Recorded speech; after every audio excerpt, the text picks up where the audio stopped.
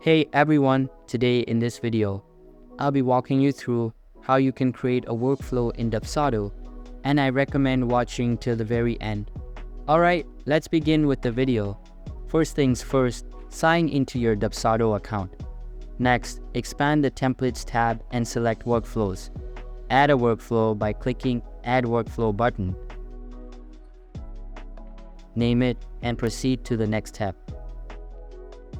Choose a respective payment plan if necessary. Then click the Add Action button. Then choose the action for workflow to perform. For this tutorial, I'm going to select Send Email. Then fill in the necessary details accordingly and click Apply. And a new workflow has been created.